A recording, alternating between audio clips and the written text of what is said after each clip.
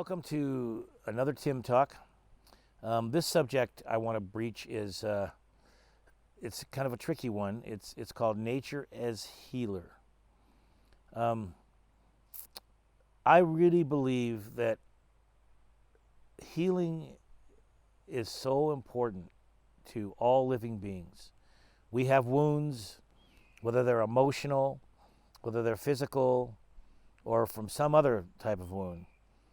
And we need ways of healing. Now, if you go back in time to our ancestors, they didn't have pharmacies to go to like Rite Aid and all that stuff. They didn't even have doctors. They had medicine doctors, shamans, but they didn't go get prescription drugs and all this kind of stuff. They didn't have endless tapes they would listen to take them into places and, all the new modern things that there is. And I'm not putting any of that down. There's incredible things out there. But I think it's really important to remember, probably the greatest healer of all that you could ever imagine in your life is the Mother Earth and the individual beings that live upon the earth and the spaces upon the earth. So first, just getting into nature on a regular basis and all aspects of nature, like from the ocean, which can offer, with the endless waves and looking out at the sunsets, offer tremendous type of healing, to the high mountains where you're literally where heaven and earth meet. There's a certain type of healing that can happen there, to lakes and streams and meadows full of wildflowers and forests and individual giant old trees and sometimes small little trees. And you hear what I'm saying? Nature is the ultimate healing being, the earth itself. When our astronauts looked from space in 1968 across the moon and took the first photographs of the earth, they were instantly mesmerized. A healing took place. When that picture was sent down to the earth and people all around the earth saw our earth, all humans agreed. It's beautiful beyond words. There was no argument. And it's in that beauty, that green and that blue and that white from the clouds, and knowing that that rock called the earth is a living being to itself, our home, that's a healing feeling. I mean, we could be stuck someplace else. It wouldn't be very good, right?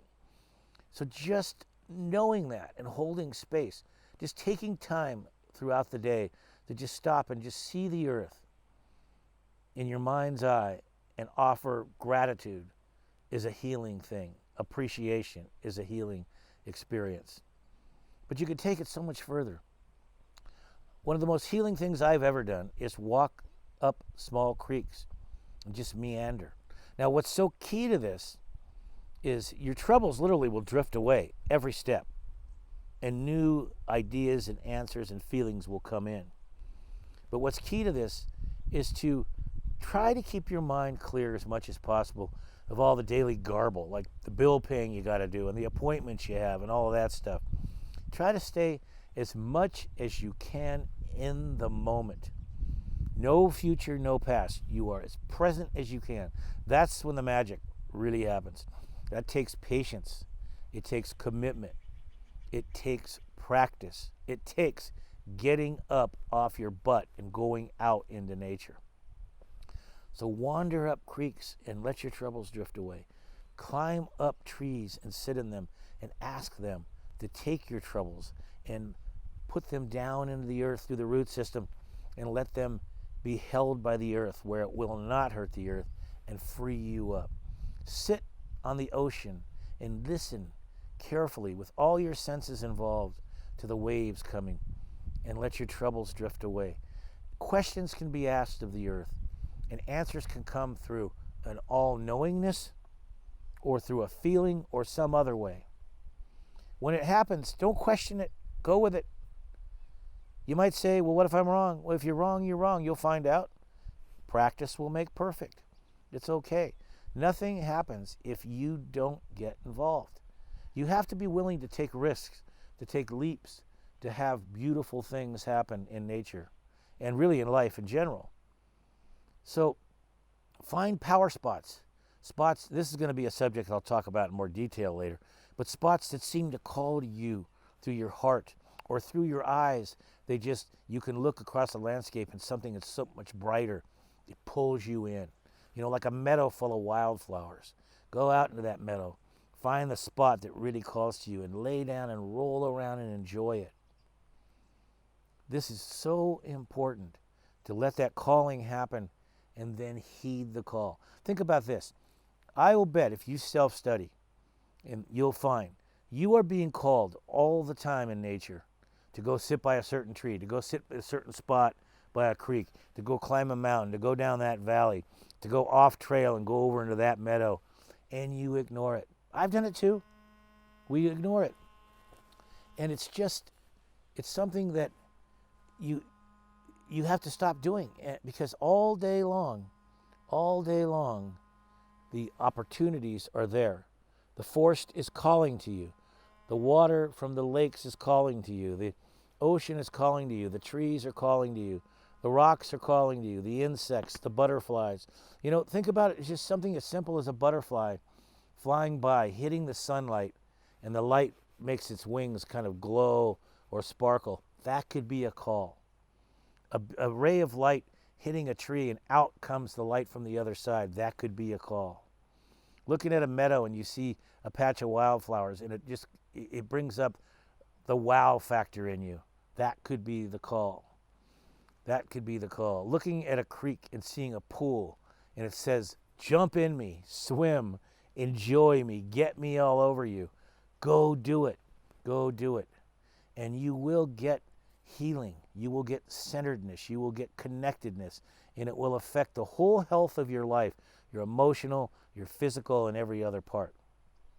Now, to take it even further, if you have ailments, if you have serious emotional problems, things you're trying to work out, huge questions in life, that is something you can still take to nature and put the question out.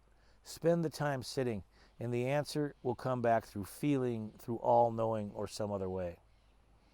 It doesn't have to be the only healing you get. You can still go to doctors and do all of that stuff, but it can be a part of it.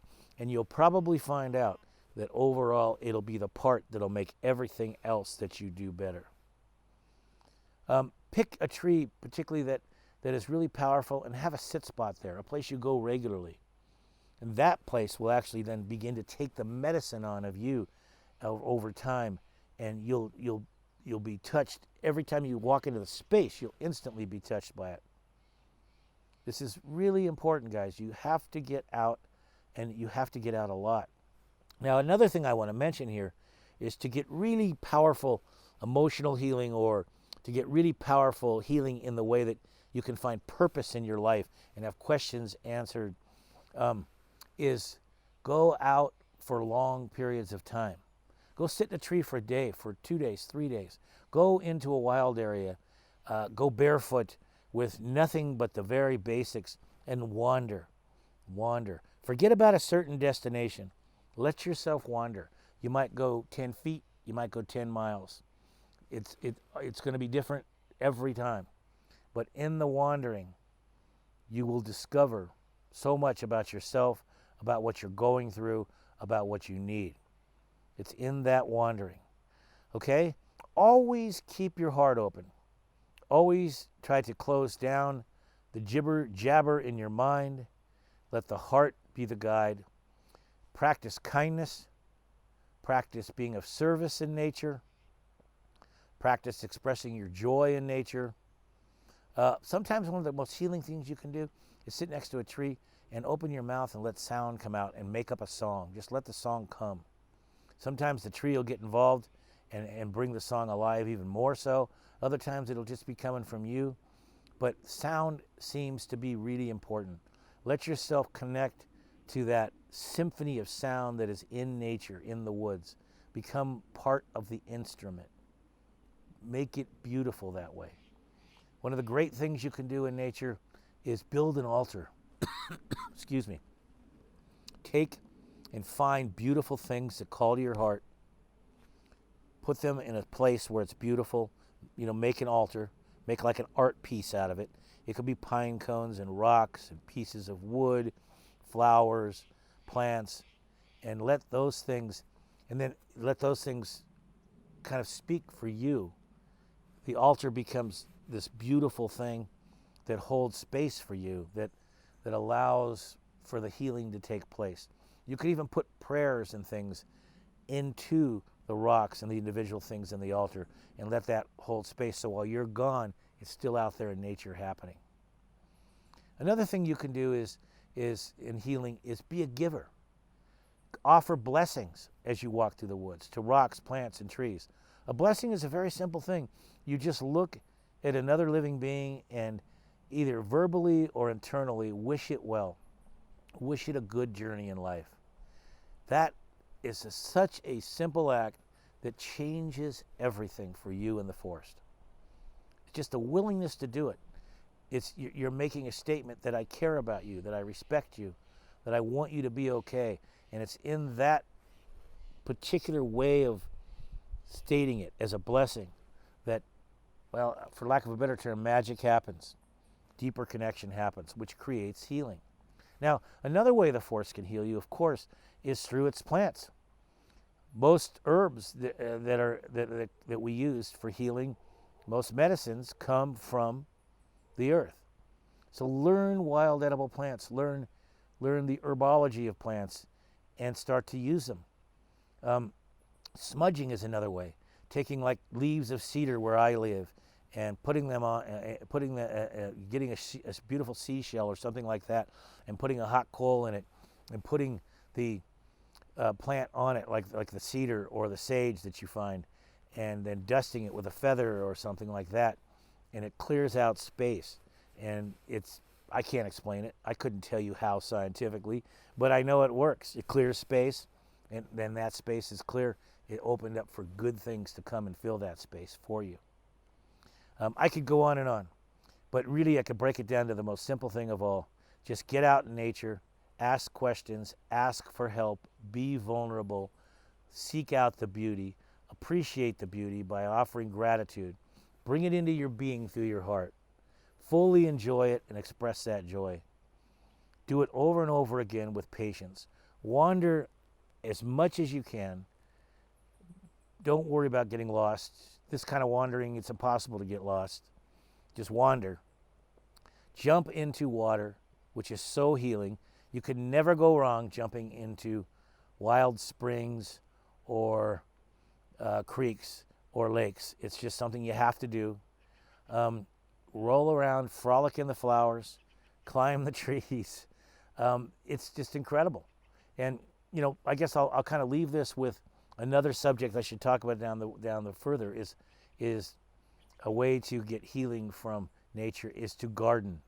It's so there's all the kind of gardening which we'll talk about later, like planting things and growing them. That's an amazing thing. But gardening in the woods, help the woods to be healthy. You might say they don't need it. The woods do it fine by themselves. There could be some truth to that. But we now have more forests that are old, that are new growth, second growth, than third growth than there is old growth forests. In fact, there's only maybe about 5% of our old growth forests left. That's a tragedy. So go into new growth forests and help learn what the forest needs and work with it. Clean it up. Take off low branches, work with the trees. It's in that process. That's a way of saying I love you and opening up that so much knowledge and healing and help comes. All right? So let this inspire you to get out in the woods, and your life will begin, and healing will take place, and you'll have fun doing it, and you'll be inspired to go out and protect and care for our earth, and your life will become better than it is. I don't care how good it is or how bad it is. It'll become better and better and better. It's the best place to be, out in nature. Ho.